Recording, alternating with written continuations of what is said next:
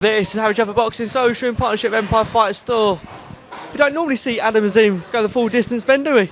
Delighted, honestly delighted. I said to my head of boxing, who's one of the most respected men in boxing, John Wishoes, and our matchmaking team, I said, please find us the most durable opponent that you can. And then in the second round, I was like, here we go again. He needed that. He's in his 8th fight, he's 20 years old, headlining. He needs rounds under the bright lights, he needs it durable, he needs fighters that are more experienced than him, he needs fights where he's going to learn, and it was perfect. And I thought we actually got to enjoy Adam Azim boxing for the first time. Most people won't have been able to watch him box before. Did you learn more about him in that fight?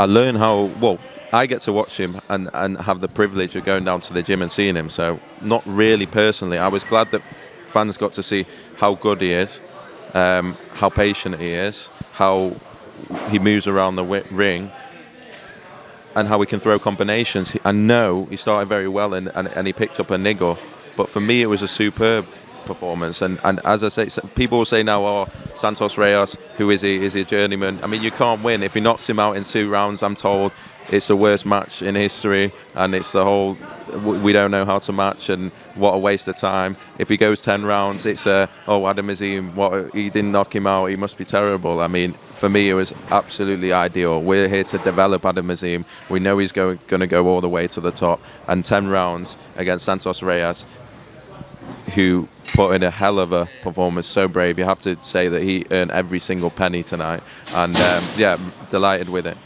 Finally on Adam Azim as well. Yesterday, Box put a piece out where Adam Azim looked at Wembley Stadium and went, one day I headline Wembley Stadium. But that performance tonight, think he can do that later on down the line?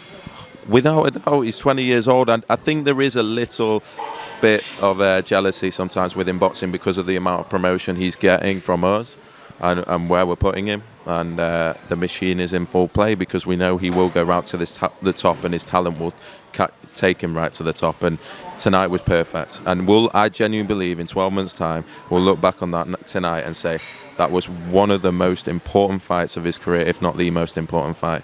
And it just gives him the rounds at the right time and makes him think, and he can go back, and he's actually got something to work on now rather than just relying and knowing about his power. And that's why in that second round, as I say, I think the count got to 9, and thank God he got up. And what a tough bastard, because he's given us 10 rounds that Adam Azim really needed.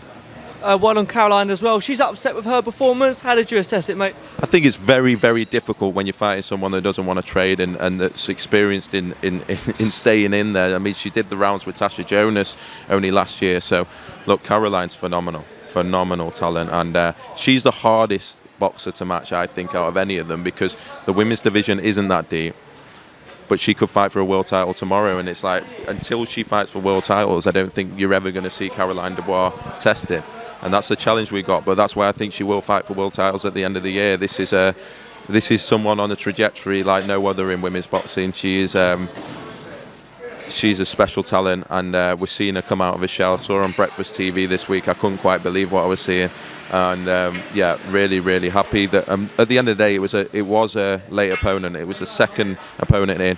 We want to keep them active. Easily we could say, Carolien, wait till next time. No, we want to active. We want to keep experiencing this sort of experience and going out and fighting in front of these crowds on Sky. And delighted with her development. Finally on this card, Zach Chelli. That fight lived up to expectations. I saw you up on your feet for Zach Chelli there. What performance by your man? Yeah, Zach he came through our tournament, so just to see him, he's only 25 years old still. I think he's such a dark horse. He never gets the credit. But one thing I always thought with Zach is he's a tough bastard, but does he have the variety? Is he learning? And I thought we saw that tonight for the first time, and we saw variety in it. At the end of the day, before this fight, everyone was saying, is he crazy for taking Anthony Sims Jr. in this fight? Is he crazy for taking Lerone Richards? No, he's not crazy. He believes in himself, and he'll take absolutely anyone. And people will now say, oh, Sims Jr. And yes, he's probably lacking that extra something to make him world class, but take nothing away from Zach Chelli. He's put it all on the line, and against a big name. And he'll continue to do that, and it's a joy to work with him. I'm so happy for him and his dad, because they believe in themselves. They'll take any fight, and it's such an easy fighter to work with. Just 2 more for me. Crispin and Smith was ringside. Opetaia, that was the fight that Chris Billam-Smith wanted. Opetaia did say he wanted to make a name over in the UK. Put a tweet out that said that he wants to continue to fight in Australia. Just your thoughts on that? I think it's just a bit of games from Jai. We know he wants to come and make a name over here, but he has to get his mandatory out of the way. We're committed to Chris Billam-Smith having a massive fight in May. So if Opetaia's mandatory is still ongoing or there's not enough time, then I personally, I've always been a fan of the rematch with Richard Riakporhe. That's the one I'd like to see, and then the winner can fight for a world title. If Opetaia does vacate, then it changes everything. But he's been injured, and it's sort of pushed everything back a little. But for me, I'd love to see that fight.